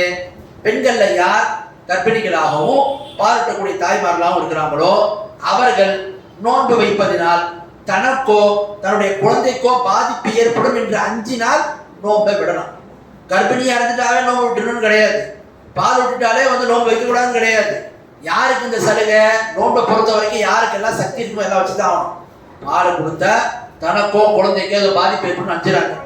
கர்ப்பிணியா இருக்கக்கூடிய நோன்பு வச்சா தனக்கோ வைத்திருக்கக்கூடிய குழந்தைக்கோ ஏதோ பாதிப்பு ஏற்படும் என்று அஞ்சினால் அவங்க நோன்பை விடலாம். அப்ப விட்டுறவங்க என்ன செய்வாங்க? மீண்டும் விடுபட்டு நோன்பை வைப்பாங்களா மாட்டாங்களா என்பதை குறித்து பார்த்தீங்கன்னா, இப்ப நான் உங்களுக்கு சொன்ன அந்த ஹதீஸ் ரசூலுல்லாஹ் சொல்றாங்க பாருங்க. இந்த ஹதீஸ்ல என்ன சொல்றாங்க? பிரயாணிகளுக்கு அல்லாஹ் தஆலா சலுகை கொடுத்திருக்கான். என்ன சலுகை? தொழுகையை கஸர் செய்யலாம், தெரியுது. நோன்பை விடுறதுக்கும் சலுகை கொடுத்திருக்கான். அதே மாதிரி தான் ரசூலுல்லாஹ் சொல்றாங்க கர்ப்பிணிகளுக்கும் பாலூட்டக்கூடிய தாய்மார்கள். இந்த ஹதீஸ்ல என்ன கவனமா பாத்தீங்கன்னா, அல்லாஹ்வுடைய தூதர் ஸல்லல்லாஹு அவர்கள் கர்ப்பிணி பெண்களையும் பாலூட்டக்கூடிய தாய்மார்களுக்கும் அல்லாஹ் கொடுத்த சலுகையை எதோட பண்றாங்க? யாரோட சேர்த்து சொல்றாங்க? பிரயாணியோட சொல்றாங்க. அப்ப பிரயாணி எப்படி அவர் அந்த பிரயாண சந்தர்ப்பத்தில் நோன்பை விட்டு மீண்டும் நோற்பதற்கு அவருக்கு கடமை இருக்குதோ அதே மாதிரிதான் கர்ப்பிணிகளும் பாலூட்டக்கூடிய தாய்மார்களும் அவர்கள் என்ன செய்வாங்க? தனக்கோ குழந்தைக்கோ பாதிப்பு ஏற்படும்னா நோன்பை தற்காலிகமா விடலாம். எப்படி பிரயாணி மீண்டும் நோன்பு விடுபட்ட நோன்பை வச்சிருவாரோ அந்த மாதிரி அவங்க வைத்து விட வேண்டும். இதுதான் என்ன சரியான கருத்து. இதுல சஹாபாக்கள்கிட்ட அப்துல்லா இப்னு உமர் போன்ற சஹாபாக்கள் சொல்லியிருக்காங்க என்ன, அவங்க கர்ப்பிணிகளாகவும் அதாவது கர்ப்பிணிகளாகவும் பாலூட்டக்கூடிய தாய்மார்களாக இருந்தாலும் அவர் நோன்பு வைக்க வேண்டாம், ஒரு ஏழைக்கு உணவு கொடுத்துட்டா போதுமானதுன்னு சொல்லியிருக்காங்க. ஆனால் இந்த ஹதீஸு இன்னும் மற்ற சஹாபாக்குடைய ஆதாரங்கள் அப்புறம் இது சம்பந்தக்கூடிய தகவலாம் வைத்து பார்க்கும்போது இதில் மிக ராஜிகான கருத்து, மிக வலுவான கருத்து, சரியான கருத்து எது தெரிந்து சொன்ன கர்ப்பிணிகளும் பாலூட்டக்கூடிய தாய்மார்களும் விடுபட்ட நோன்பை மீண்டும் வைப்பது தான், கதா செய்வது தான் மிக சரியானது என்பதை நாம அறியணும். ஆக நோன்பை விடுவதற்கு சலுகை அளிக்கப்பட்டவங்க இவங்கெல்லாம் வருவாங்க அப்படின்னு நாம அறிகிறோம். அடுத்து வாங்க முஃப்திராத்துஸ்ஸாயிம், அதாவது நோன்பாளி அவருடைய நோன்பை முறிக்கக்கூடிய காரியங்கள் என்னென்ன, நோன்பை முறிக்கக்கூடிய காரியங்கள் என்னென்ன அப்படின்றத பத்தி பார்ப்போம். என்னென்ன காரியங்களை செஞ்சா ஒருவருடைய நோன்பு முறிந்து விடும் என்று பார்த்தீங்கன்னா, முதலாவது உண்பது பருகுவது. இந்த ரெண்டு காரியத்தை ஒருவர் வேண்டுமென்றே செஞ்சுட்டார். நல்லா கவனிக்கணும். உண்பதை பருகுவதை ஒருவர் வேண்டுமென்றே செஞ்சு விட்டால் நோன்பு முறிந்துவிடும். அல்லாஹ்வுடைய திருவசனம் சொல்றான், அல்லாஹ் குர்ஆன்ல சொல்றான், வகுலு வஷ்ரபு ஹத்தா யதபய்யன லக்குமுல் கைத்துல் அபியது மினல் கைத்தில் அஸ்வதி மினல் ஃபஜ்ர் சும்ம அத்திமு ஸியாம இலல் லைல். அல்லாஹ் குர்ஆன்ல சொல்றான், உண்ணுங்கள் பருகுங்கள். எப்போ வரைக்கும்? அந்த கருப்பு நூல் வெறுநூல் தெளிவார வரைக்கும், அதாவது இருள்ல இருந்து அந்த உண்மையான விடியல் வர்ற வரைக்கும் நீங்க உண்ணுங்கள் பருகுங்கள். எப்போ அது வந்துடுமோ அதுக்கப்புறம் நிறுத்திக்கணும். எது வரைக்கும்? இரவு வர வரைக்கும், அந்த இரவுடைய ஆரம்பம் மக்ரிப் வர வரைக்கும் நிறுத்தி கொள்ள வேண்டும் என்று அல்லாஹ் தஆலா சொல்றான். அப்ப நமக்கு என்ன விளங்குது? நோன்பு நோக்கக்கூடியவங்க உண்பதை பருகுவதை அவசியமா தவிர்க்க வேண்டும். வேண்டுமென்றே உண்ணக்கூடாது, வேண்டுமென்றே பருகக்கூடாது அப்படின்றத பார்க்கணும். அடுத்து பாருங்க, ஒரு ஹதீஸ் புகாரில் வருது, மன் நசிய வஹுவ ஸாயிம் ஃபஅக்கல அவ் ஷரிப. யாரேனும் ஒருவர் மறதியில, நோன்பு வைத்த நிலையில மறதியா உண்டுட்டாலோ எதையாவது குடிச்சிட்டாலோ ஃபலயத்திம ஸௌமஹு, அவர் தன்னுடைய நோன்பை பரிபூர்ணப்படுத்தணும். ஏன்? அல்லாஹ் தான் அவருக்கு உணவளித்தான், அல்லாஹ் தான் அவருக்கு அந்த நீரை அருந்த கொடுத்தான் ரசூலா சொன்னார். அப்ப இந்த ஹதீஸ் நமக்கு என்ன விளங்குது? மறதியா ஒருத்தர் செஞ்சுட்டாருன்னா குற்றம் இல்லை, அவர் நோன்பு முடியாது, அவர் நோன்பு அப்படியே கம்ப்ளீட் பண்ணலாம், நோன்புக்கு நன்மை கிடைச்சிடும். ஒருவர் அறிந்து கொண்டே வேண்டுமென்றே என்ன செய்யக்கூடாது? நோன்பை முறிக்கக்கூடிய காரியத்தை, அதாவது உண்பதை பருகுவதை செய்யக்கூடாது அப்படின்றத நம்ம பார்க்கலாம். அப்ப மறதியா செய்தா குற்றம். சரி, இன்னைக்கு நவீன காலத்துல நிறைய இந்த கேள்விகள் இந்த உண்பது பருகுவது சம்பந்தமா வருது. என்ன? நோன்பு வைத்த நிலையில ஊசி போடலாமா, சுகர் பேஷண்டா இருக்கிறோம் இன்சுலின் போடலாமா அப்படின்ற மாதிரிலாம் கேட்கிறாங்க. இதுக்கான பொதுவான விதி என்னன்னு சொன்னா, என்ன சொல்றாங்க, இது சமஸ்திர கருத்து வேறுபாடுகள் இருந்தாலும் எந்த ஒரு ஊசியை போடுவதனால், எந்த ஒரு ஊசியை நம்ம போடுறதுனால நம்முடைய உடலுக்கு அது ஊட்டச்சத்தாகவோ உணவாகவோ ஆகாம வெறுமன வலி நிவாரணியா இருக்குன்னு சொன்னா அதை நாம போடலாம். எந்த ஊசியை நோன்பு வைத்த நிலையில் போடுவதனால அது நமக்கு ஊட்டச்சத்தா ஆகாது, அது நமக்கு உணவு குழாயில போய் சேராது, உணவாக மாறாது என்று சொன்னால் அப்படிப்பட்ட ஊசியை நாம போடலாம். எந்த ஒரு ஊசியை போடுறதுனால அது நமக்கு ஊட்டச்சத்தாகவும் உணவாகவும் மாறிடுமோ அப்படிப்பட்ட ஊசிகளை தவிர்த்துக் கொள்ள வேண்டும். அப்ப அந்த அடிப்படையில் இது ஒரு பொதுவான அடிப்படை. அப்போ அதே மாதிரி பார்த்தீங்கன்னா இன்சுலின் போன்ற ஊசிகள்லாம் பார்த்தீங்கன்னா இது உணவு கிடையாது, இது என்ன செய்யும்? அது அந்த சுகருடைய லெவலை தான் கூட்டம், அவ்வளோதான். இது மாதிரி ஊசியை நோன்பு வைத்த நிலையில ஒருவர் இதை போட்டுட்டு தான் ஆகணும் இல்லை, அவர் போடாம இருந்து இரவு நேரத்தில் போட்டுக்கிறது ரொம்ப ரொம்ப சிறந்தது. இதுதான் ரொம்ப அகபத், ரொம்ப பேணுதலான அம்சம். ஒருவருக்கு போட வேண்டிய நிர்பந்தம் இருக்குது, கடுமையான வலி இருக்குது, வலி நிவாரணி ஊசி போட்டு தான் ஆகணும், இல்லை சுகர் அதிகமாக இருக்குது இன்சுலின் போட்டு தான் ஆகணும், இப்படி ஒரு நிலை ஒரு நிர்பந்தமாக ஒரு சூழல் மாதிரி வருதுன்னு சொன்னால் அப்படிப்பட்டவங்க அதை போடலாம், நோன்பு முடியாது அப்படின்றத பார்க்கலாம். அதே மாதிரி கண்ணுக்கு தேவைக்கு மருந்துடுறதோ, அதே மாதிரி காதுக்கு மருந்துடுறதோ அதுலேயும் நோன்பு முடியாது. மூக்கை பொறுத்த வரைக்கும் உணவாக கருத்து வேறுபாடு அதிகமாக இருக்குது. சில நோன்பு மூக்கில் நம்ம டிராப்ஸ் போன்றதை விட்டால் நோன்பு முடிச்சுட்ட கருத்து சில உணவாக்கள் சொல்லியிருக்காங்க, சிலர் முடியாதுன்னு சொல்லியிருக்காங்க. விஷயத்தில் கருத்து வேறுபாடு இருக்குது. எனவே இது மாதிரி விஷயங்களை முடிந்த அளவு தவிர்த்துக்கிறது சிறந்தது. அப்படி ஒருத்தர் போட்டு தான் ஆக வேண்டும் நிர்பந்தத்துக்கு வராதுன்னு சொன்னால் அவர் போடுவதனால் அவருடைய நோன்பு முடியாது அப்படின்றத நாம பார்க்கலாம். அடுத்து வாங்க, நோன்பை பொறிக்கக்கூடிய காரியங்கள்ல ரெண்டாவது ஒரு காரியம் உண்பது பருகுவதை பார்த்துக்கணும். ரெண்டாவது ஒரு காரியம் என்ன காரியம்? அந்த காலை நேரத்தில் நோன்பு வைத்த நிலையில மனைவியோட இல்லறத்தை ஈடுபடும். ஒருவர் இந்த நிலையில நோன்பு வைத்த நிலையில இல்லற வாழ்க்கையில் ஈடுபட்டார்னு சொன்னா அப்போ அவருடைய நோன்பு முறிந்துவிடும். அவர் என்ன செய்யணும்? தௌபா செய்யணும், இஸ்திக்ஃபார் செய்யணும். அவர் விட்ட அந்த நோன்பை அவரும் அந்த மனைவி என்ன செய்யணும்? மீண்டும் கதா செய்ய வேண்டும். அதோட அந்த ஒரு நோன்பு அது போக அவர்கள் மீது அல்லாஹ் கஃபாராவை சொல்றோம், பரிகாரம். என்ன பரிகாரம்? ஒரு அடிமையை விடுதலை செய்யணும். இப்ப அடிமைகள் சிஸ்டம் இல்லை, அல்லாஹ் ரெண்டாவது மாற்று ஏற்பாடு என்ன பண்றான்? அவங்க தொடர்ந்து 2 மாதங்கள் நோன்பு நோக்க வேண்டும். கணவன் மனைவியும் தொடர்ந்து 2 மாதங்கள் நோன்பு நோக்க வேண்டும். அதுக்கும் முடியலன்னு சொன்னா அடுத்த 3வது ஆப்ஷன், அவர்கள் 60 ஏழைகளுக்கு உணவளிக்க வேண்டும் அப்படின்றத நம்ம பார்க்கணும். எனவே இவை அவர் மீது சுமத்தப்பட்ட விஷயமாக இருக்குது. இந்த ஹதீஸ் புகாரில வருது அப்படின்றத பார்க்கலாம். எனவே இல்லற வாழ்க்கையில் ஒருத்தர் ஈடுபட்டாருன்னா அவர் நோன்பு முடிக்கணும். இல்லற வாழ்க்கையில் ஈடுபடாம ஒருவருக்கு குளிப்பு கடமையாகி விட்டதுன்னு சொன்ன மனைவி கிட்ட போனாரு, முத்தம் கொடுத்தாரு, இது போன்ற சில காரணங்களால் அவருக்கு குளிப்பு கடமையாகி விட்டது என்று சொன்னால் அவருடைய அந்த நோன்பு முடிஞ்சிடும். ஆனா என்ன பரிகாரம்? பரிகாரம் எதுக்கு? ஜிமான்னு சொல்லக்கூடிய அந்த இல்லற வாழ்க்கை ஈடுபட்டா மட்டும்தான் பரிகாரம் இருக்கிறது அப்படின்றத நம்ம பார்க்கலாம். ஒருவர் நோன்பு வைத்த நிலையில தூங்கி கொண்டிருந்தார், அப்போது அவருக்கு குளிப்பு கடமை ஆயிடுச்சுன்னு சொன்னா நோன்பு முடியாது. ஒருவர் விழித்திருக்கிற நிலையில மனைவியோடு இல்லத்தில் ஈடுபட்டா நோன்பு முடியும். அல்லது விழித்திருக்கக்கூடிய நிலையில குளிப்பு கடமையாகக்கூடிய காரியங்களோடு செஞ்சுட்டாருன்னா நோன்பு முடிஞ்சிடும். அப்ப எதுக்கு பரிகாரம்? எல்லாரும் கதா செய்யணும் நோன்பை. யாருக்கு பரிகாரம்? பரிகாரம் என்பது அந்த இல்லற வாழ்க்கை ஈடுபடக்கூடிய கணவன் மனைவி மட்டும்தான் அது இருக்குது அப்படின்றத நாம பார்க்கணும். அடுத்து வாங்க, நோன்பை முடிக்கக்கூடிய காரியங்கள்ல மூன்றாவது வேண்டுமென்றே வாந்தி எடுக்கும். ஒருவர் வேண்டுமென்றே வாந்தி எடுத்தாருன்னு சொன்னா அவருடைய நோன்பு முடிந்துவிடும். நபிகள் நாயகம் சொல்றாங்க, மன் தரஅல் கை ஃபலைஸ அலைஹி கதா வமன் இஸ்தகா அமதன் ஃபலயக்தி. ரசூலுல்லாஹ் சொல்றாங்க, யார் ஒருவர் அவர் அறியாம வாந்தி வந்துட்டுன்னு சொன்னா, அவரு அறியாம, அதாவது வேண்டுமென்றே இல்லாம தற்செயலா அவருக்கு வாந்தி வந்துட்டா அவர் மீது கதா கிடையாது, அவர் நோன்பு அப்படியே கம்ப்ளீட் பண்ணணும், நோன்பு முடியாது. யார் வேண்டுமென்றே வாந்தி எடுத்து விடுவாரோ அவர் மீது கதா கடமையாகும். அந்த நோன்பு அவரு என்ன செய்யற நோன்பு புரிஞ்சிடும், நோன்பு மீண்டும் அவர் அந்த விடுபட்ட அந்த நோன்பாக கருதப்பட்டு என்ன செய்வார், அந்த நோன்பை வைப்பாரு அப்படின்னு பார்க்கணும். அப்ப நோன்பை குறிக்கக்கூடிய காரியங்கள்ல இதுவரைக்கும் இந்த ஹதீஸ் அபூ தாவூதுல வரும். அடுத்து பாருங்க, நோன்பை குறிக்கக்கூடிய காரியங்கள்ல நாலாவது, அதாவது ஹிஜாமான்னு சொல்லக்கூடிய கப்பி, அந்த ரத்தம் குத்தி எடுக்கிறது. ரசூலுல்லாஹ் சொல்றாங்க, அப்தர் ஹாஜிம் வல் மஹ்ஜூம். இது கருத்து வேறுபாடு இருந்தாலும் யார் ரத்தத்தை குத்தி எடுப்பாங்களோ அதை எடுக்கிறவங்க மற்றும் எடுக்கப்பட்ட ரெண்டு பேருக்கு என்ன ஆயிடும், நோன்பு முறித்து விடும் ரசூலுல்லாஹ் சொன்னாங்க. எனவே இந்த காரியத்திலையும் நோன்பு முறித்திடும். இதை வச்சு என்ன செய்யணும், கியாஸாக ஒருவர் அதிகப்படியா ரத்தம் டொனேட் பண்றாரு, அப்படி ஒருத்தர் செஞ்சாலும் நோன்பு முடிஞ்சிடும். ரத்தத்தை ஒருவர் பிளட் டொனேட் பண்ற பேர்ல போய் நோன்பு வைத்த நிலையில பண்ணாலும் நோன்பு முறிந்து விடும். ஒரு அவசிய தேவை இருக்குது, ஒருத்தருடைய உயிரை காப்பாற்றணும்னா அவர் கொடுத்த அந்த நோன்பு என்ன செய்யலாம், கதா செய்யலாம், பிரச்சனை இல்லை. எனினும் ஒருவரை கொடுத்தாருன்னு சொன்னா அவருடைய நோன்பு புரிஞ்சிடும் என்ற சட்டத்தை நாம விளங்கிக் கொள்ள வேண்டும்.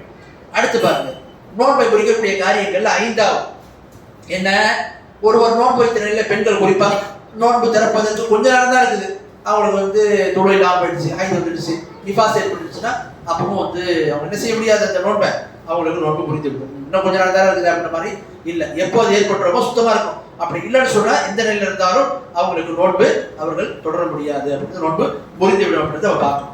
அடுத்து பாருங்க, நோன்பை குறிக்கக்கூடிய காரியங்கள் ஆறாவது நியத்து. அதாவது ஒருத்தர் நியத்து வைக்கிறார், என்ன நியத்து, நோன்பை விட்டுற மாதிரி ஒருத்தர் நியத்து வச்சிடறாரு, உறுதியா நியத்து வச்சிடறாரு, நோன்பு விட போறாரு, உறுதிப்படுத்திக்கிறார், அப்பவும் நோன்பு புரிஞ்சு. இன்னும் அம்மாருக்கு நியாது செயல்கள் அனைத்துமே எண்ணங்களை பொறுத்துதான் இருக்கு. நோன்பு வைக்கிற நியத்தோடு இருந்தா நோன்பு இருக்கும், நோன்பை விட்டுற நியத்தை வச்சுன்னா போயிடும். அப்ப இதையும் நாம விளங்கிக் கொள்ள வேண்டும்.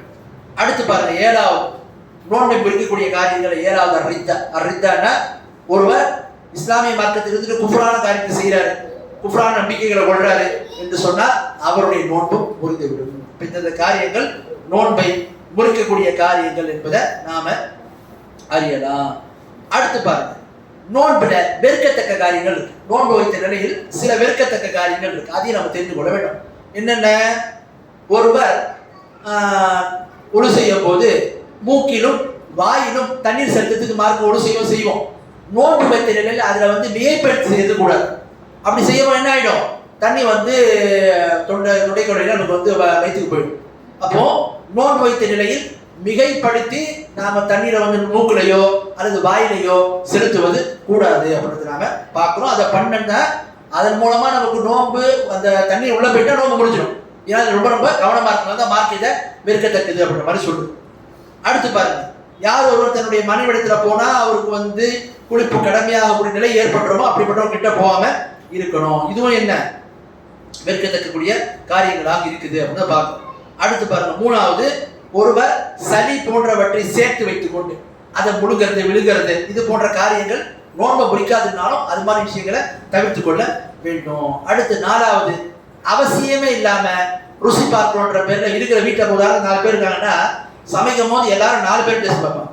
இப்படிலாம் பார்க்கக்கூடாது. யாராவது ஒரு ஆள் பார்த்தா அதை முடிஞ்சு போச்சு. அதுக்கப்புறம் என்ன, எல்லாரும் இது பண்ணிட்டு இருக்கு, தேவையில்லாத விஷயம். அது யார் டேஸ்ட் பார்க்கறாங்களோ அவங்களும் என்ன கவனமா இருக்கணும். அதை டேஸ்ட் பார்க்கன்ற பேரில் அது வாயில போயிட்டாலோ தொண்டை வழியா போய் அது வந்து வயிற்றுல அடைஞ்சிட்டாலோ நம்ம முடிஞ்சிடும். அதனால ஏன் மார்க் என்ன சொல்லுதுன்னா இதில் கவனமா இருக்குன்றதுக்காக இந்த காரியங்களை வெறுக்கத்தக்கது தேவையை கருதி என்ன செய்யணும், ரொம்ப கவனமா இருந்து நாம பயன்படுத்த வேண்டும். அடுத்து பாருங்க, கடைசி அம்சம் நோன்பினுடைய கதா. விடுபட்ட நோன்பை நம்ம எப்படி நோக்க வேண்டும் அப்படின்றத பார்க்கணும். மார்க்கும் நமக்கு இந்த விடுபட்ட நோன்பு சம்பந்த சில சட்டங்களை சொல்லுது. யார் ஒருவர் முஸ்லீமாக இருந்து கொண்டு இந்த நோன்பென்ற கடமை என்பதை அறிந்திருந்தோம், ஒருவர் அந்த நோன்பை விட்டுட்டு 2 வருஷம் நோன்பு வைக்காம விட்டேன், 4 வருஷம் நோன்பு வைக்காம விட்டேன், இப்போ நான் கதா பண்ண போறேன், உமர் கதா பண்ண போறேன், வயசுக்குள்ள நான் வந்து ஆயுள் கதா பண்ண போற மாதிரி பண்ணுவாங்க. அப்படின்னா பண்ண முடியாது. இஸ்லாமிய சட்டங்கள் சில பேர் பண்ணலாம்னு சொல்லியிருக்காங்க. ஆனால் இஸ்லாமிய சட்டங்களை பொறுத்த வரைக்கும் நம்ம அடிப்படை விளங்கிக்கணும். மார்க்கத்தில் எந்த ஒரு கடமைக்கு ஒரு நேரம் நிர்ணயிக்கப்பட்டதோ அந்த நேரத்தை ஒருவர் அடைந்து எந்த ஒரு காரணம் இல்லாமல், அதாவது எந்த ஒரு அவருக்கு அவகாசம் அளிக்கப்படாம, அது விடலான்ற எந்த ஒரு சலுகை அளிக்கப்படாம அவரா அதை வேண்டுமென்றே விட்டார்னா அதுக்கப்புறம் அவர் எவ்வளவுதான் நிறைவேற்றினா ஏற்றுக்கொள்ளப்படவே படாது. இப்போ தொழுகையினோட நேரம் என்ன, ஒருவர் எதார்த்தமா தூங்கிட்டார், முடிக்கணுன்ற எண்ணத்தோடு தான் இருந்தார், தூங்கிட்டார், சூரியன் உச்சதுக்கு அப்புறம் தான் முடிச்சார். பேர் என்ன செய்வாரு, தொழுதா அல்லாஹ் வந்து அவருடைய தொழுகை ஏற்றுக்கொள்வான், அவருடைய குற்றத்தை எல்லாம் பண்ணிக்கலாம். ஆனா ஒருவர் வேண்டுமென்றே பஜருடைய நேரத்தில் விழித்திருந்தோம், இப்ப தொழலாம் அப்ப தொழலாம்னு சொல்லிட்டு என்ன பண்றாரு, அந்த சூரியன் உதிக்கிற வரைக்கும் தொழுவாம சூரியன் உதித்ததுக்கு அப்புறம் வேண்டுமென்றே தாமதப்படுத்தி தொழுதார். இவர் தொழுத அவருடைய தொழுகை ஏற்றுக்கொள்ள மாட்டாங்க. அப்ப எந்த ஒரு கடமையை மார்க்க ஒரு நேரத்தை நினைச்சு சொல்லுதோ அதை அந்த நேரத்துக்குள்ள செஞ்சு, அதை ஒருவர் உதாரணத்துக்கு வந்து பிரயாணத்தில் இருந்தாங்க, நோய் வாய்ப்பட்டு இருந்தாங்க, அவங்க விடலாம், மார்க் அனுமதிக்குது. எந்த காரணமும் இல்லாம எந்த ஒரு தேவையும் இல்லாம ஒரு வேண்டுமென்றே நோன்பை விட்டு பிறகு நான் நோக்க போறேன்னு சொன்னா அந்த நோன்பை ஏற்றுக்கொள்ளப்படாது. சில பேர் அதை வைக்கணுன்றாங்க. ஆனா மிக வலுவான கருத்து என்ன, அவங்க என்ன வைத்தாலும் அது ஏற்றுக்கொள்ளப்படாது. அவங்க இருக்கக்கூடிய ஆப்ஷன் ஒண்ணுதான், என்ன, தௌபா செய்யணும். தௌபா செய்யணும் என்ன, அதுக்காண்டி மனம் வருத்தணும், அப்புறம் இந்த குற்றத்தை செய்யவே கூடாது, அல்லாட்ட என்ன செய்யணும், மனம் வருத்தி தௌபா செய்வது அவங்களுக்கு உள்ள இது. அடுத்து பாருங்க, நோன்பை விடுவதற்கு சலுகை அளிக்கப்பட்டிருக்காங்கல்ல, அவங்க கதா செய்யணும். அவங்கள பொறுத்த வரைக்கும் பாத்தீங்கன்னா பிரயாணியா இருக்கட்டும், அல்லது வந்து நோயாய்ப்பட்டவங்களா இருக்கட்டும், அல்லது பெண்களா இருக்கட்டும், கர்ப்பிணிகளா இருக்கட்டும், இப்ப இவங்க என்ன செய்வாங்க, விடுபட்ட நோன்பை எப்போ வரைக்கும் வைக்கலாம், இதை உடனே வைக்கின்றது கட்டாயம் இல்லை. ஆனா என்ன, அடுத்த அந்த நோன்பு வருவதற்கு முன்பு வைத்துக் கொள்ள வேண்டும். அதுதான் மிக மிக சிறந்த அம்சம். முடிஞ்ச அளவு எவ்வளவு சீக்கிரமா வைக்கணுமோ அவ்வளவு சீக்கிரம் அது நல்லது, தாமதப்படுத்தாம. ஆனா அவங்களுக்கு அவகாசம் எவ்வளவு, அடுத்த ரமலான். அடுத்த ரமலானும் வந்துடுச்சு, ஒருவர் ஏற்கனவே விடுபட்ட நோன்பை வைக்கலன்னு சொன்னா இதுல 2 நிலைகள்ல வருவாங்க மக்கள். எப்படி, ஒருவருக்கு விட்ட நோன்பை வைப்பதற்கு, உதாரணத்துக்கு போன ரமலான்ல வந்து நோன்பு 10 நோன்பு விட்டாப்ல, இந்த நோன்புக்குள்ள இந்த ரமலானுக்குள்ள வச்சிருக்கணும், என்ன செஞ்சாரு, வைக்கல, இப்போ வைக்கலாம் அப்போ வைக்கலாம்னு சொல்லிட்டு வேணும்னே தாமதப்படுத்திடுவாங்க. இவங்க ஒரு ரகம். இன்னொரு ரகம் எப்படி, பெண்கள் குறிப்பா பாருங்களேன், போன ரமலான் நோன்பை விட்டுருப்பாங்க, அவங்க கர்ப்பிணியா இருந்திருப்பாங்க, சரி நோன்பை வைக்கலாம்னு பார்த்தா அதுக்கப்புறம் அவங்க குழந்தை பிறந்து பால் கொடுத்து இந்த மாதிரி காலங்களால அவங்கள வந்து விடுபட்ட நோன்பை வைக்க முடியாது, இப்படி ஒரு நிலையில வருவாங்க. அப்ப யாருக்கு அவகாசம் கிடைக்கலையோ, விடுபட்ட நோன்பை வைப்பதற்கு அடுத்த ரமலானுக்குள்ள அவகாசம் கிடைக்கலையோ, அவங்க சார்பா சஹாபாக்குடைய ஃபத்வா பார்க்கிறோம், அவங்க என்ன செய்வாங்க, அந்த நோன்பை அவர்கள் வைக்கிறதுக்கான அவகாசம் கிடைக்கலன்னு சொன்னா அடுத்த ரமலான் வரும்போது அந்த ரமலானுடைய நோன்பை வைப்பாங்க. என்ன ரமலான் வருதோ அந்த ரமலானுடைய நோன்பை வைப்பாங்க. அந்த ரமலான் நோன்பு முடிச்சதுக்கு அப்புறம் ஏற்கனவே விடுபட்ட நோன்பை என்ன செய்வாங்க, அந்த ரமலான் முடிச்சதுக்கு அப்புறம் 2வது ரமலான் முடிச்சதுக்கு அப்புறம் முன்னாடி உள்ள ரமலானுடைய விடுபட்ட நோன்பை என்ன செய்வாங்க, கணக்கிட்டு நோட்டுக் கொள்வாங்க. அவங்க மீது எந்த ஒரு கிடையாது.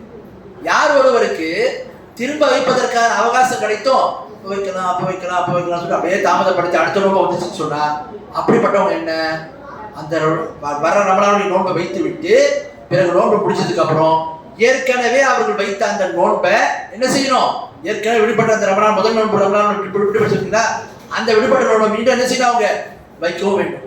மேலும் ஒரு ஏழைக்கு 1.25 கிலோ டிஸ்புசா 1.25 கிலோ உணவும் ஃபிதியாவாக கொடுக்கணும். ஏன், வேணும்னே தாமதப்படுத்தினால. அப்ப 2 விஷயம், நோன்பை அவங்க கதா செய்வாங்க, உணவையும் அளிப்பாங்க. இப்படிதான் சஹாபாக்கள் ஃபத்வா கொடுத்திருக்கிறாங்க அப்படின்றத நம்ம பார்க்கிறோம். ஆக விடுபட்ட நோன்பை இது ஒரு விஷயத்தை கொள்ள வேண்டும். அடுத்து வாங்க, நோன்புல சில பேர் வந்து என்ன செய்வாங்க, விடுபட்ட நோன்புல அவங்க வந்து நோன்பு கடமையா இருந்திருக்கும். அவங்க வந்து விடுபட்ட, உதாரணத்துக்கு ஒருத்தர் வந்து ஒரு பிரயாணத்தில் இருந்திருப்பாரு, ஒரு நோய்வாய்ப்பட்டிருப்பாரு, ஒரு 4 நோன்பு 5 நோன்பு மிச்சம் இருக்கும், வைக்கலான்ற நிலையில இருந்துட்டே இருப்பாங்க, அடுத்த ரமலான் வரதுக்கு முன்னாடி வஃபாத் ஆயிருப்பாங்க. இப்படிப்பட்டவங்க என்ன செய்யணும் நீங்க பாத்தீங்கன்னு சொன்னா, புகாரில் ஒரு ஹதீஸ் வருது, யார் மீது நோன்பு இருக்குதோ அவங்க மறைச்சிட்டாங்கன்னா சாமான் வலி, அவங்களுடைய வலி அவங்களுடைய பொறுப்பாளி நோன்பு நோற்பார் என்ற மாதிரி ஒரு ஹதீஸ் வருது. ஒருவர் கடமையான நிலையில அவர் மரணிச்சிட்டாருன்னு சொன்னா அவருடைய பொறுப்பாளி என்ன செய்வார்? அவருடைய குழந்தைங்க மகனோ மகளோ என்ன செய்வாங்க? அவங்க அந்த நோன்பு வைப்பார்கள் அப்படின்னு ஒரு ஹதீஸ் வருது. ஆனா இதை பொறுத்த வரைக்கும் பாத்தீங்கன்னா இதை மற்ற ஹதீஸ் எல்லாத்தையும் விளக்கம் என்ன சொல்றாங்கன்னா அறிஞர்கள், அதாவது நோன்புல 2 நோன்பு இருக்கு. ஒன்று ரமலானுடைய நோன்பு. இந்த நோன்பை பொறுத்த வரைக்கும் ஒருவர் அது கடமையா இருக்கின்ற நிலையில் அதை வைக்க முடியாம மரணிச்சிட்டாருன்னு சொன்னா அவருக்கு ஃபித்யா மட்டும்தான் தரணும். ஏன்? நோன்பு என்பது ஒரு மனிதனுடைய உடலோடு சம்பந்தப்பட்ட ஒரு இபாதத். அந்த இபாதத்தை அவர் தான் செய்யணும். எனவே அவர் மரணிச்சிட்டாருன்னு சொன்னா அவர் சார்பா அவங்களுடைய குழந்தைகளை வைக்க மாட்டாங்க. மாறாது அவர் எத்தனை 4 நோன்பு விட்டாரா 5 நோன்பு விட்டாரா அதுக்கேற்ற மாதிரி கணக்கிட்டு ஃபித்யா கொடுத்துருவோம். இதான் முறை. ரெண்டாவது நோன்புல நதர்னு சொல்லக்கூடிய நோன்பு. நதர்னா நேர்ச்சி. அல்ல நான் இந்த காரியம் நிறைவேற்றா நான் உனக்காக 3 நோன்பு வைக்கிறேன்ற மாதிரி ஒரு நேர்ச்சி செய்தார். அந்த நேர்ச்சியை நிறைவேற்றத்துக்கு முன்னாடியே மரணிச்சிட்டாங்கன்னு சொன்னா அவர்கள் சார்பாக அவருடைய குழந்தைகள் அந்த நோன்பை நோட்பாங்க. இதுதான் சஹாபாக்கள் ஃபத்வா கொடுத்தாங்க. அப்ப இதையும் நாம அறிய வேண்டும். அப்ப நோன்பு தொடர்பான சில முக்கியமான சட்டத்திட்டங்களை நாம இந்த வகுப்புல பார்த்தோம். கதா சம்பந்தமான சில விளக்கங்களை உங்களுக்கு நான் தெரியப்படுத்தினேன். ஆகவே இந்த ரமலானுடைய நோன்புல தேவையான சில முக்கியமான சட்டங்களை நாம் தெரிந்து கொண்டோம். எனவே எந்த சட்டங்களை நாம் அறிந்து கொண்டோமோ அதை சரியான முறையில் அறிந்து அதன் அடிப்படையில் செயல்படுவதற்கு அல்லாஹ் நம் அனைவருக்கும் அருள் புரிவானாக. ஆஃபிரு தஅவானா அல்ஹம்துலில்லாஹி ரப்பில் ஆலமீன்.